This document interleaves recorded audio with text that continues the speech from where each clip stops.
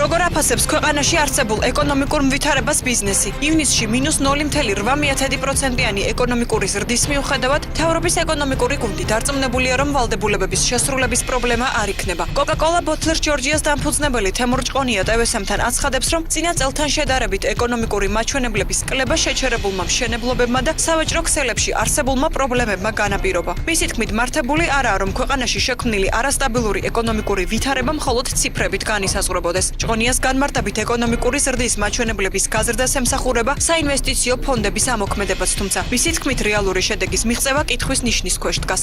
ფონდებმა დაამტკიცეს ძალიან ჩქარა შეისვა, როგორც მე ვიცი, მილიარდებით, თანხების მოძიება გაცილებით იოლია, ვიდრე მისი გამოყენება. პროექტების მოძიება, ისეთი პროექტების, რომელიც ამ თანხებს ჩქარიათვისება მოყვება, დაერთული იქნება. ის რომ ენერგეტიკული სექტორი გაძლიერდება, უნებრივია, იმიტომ რომ ყველაზე ერთ-ერთი მომგებიანი მიმართულებაა.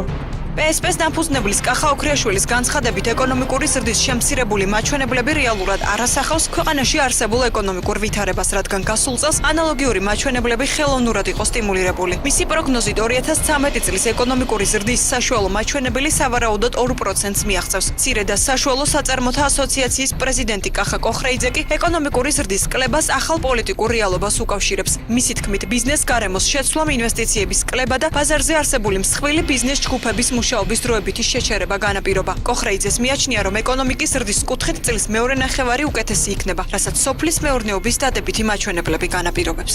ეს ეკონომიკური ზრდის მაჩვენებლების კლება გახდა სტიმულატორი იმისა, რომ მთავრობას epikra მცირე და საშუალო ბიზნესის ფონდის შექმნას. რაც რა თქმა უნდა დადებითი გადაწყვეტილება.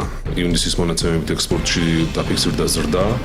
ამავე დროს მიმდინარე წლის ივნისში 4%-ზე მეტი ზრდის მაჩვენებელი იყო კომპანიების რეგისტრაციის კუთხით, რაც ასევე მიაჩნევს იმაზე, რომ სამეწარმეო სფერო უფრო გააქტიურებულია და იქმნება ახალი საწარმოები.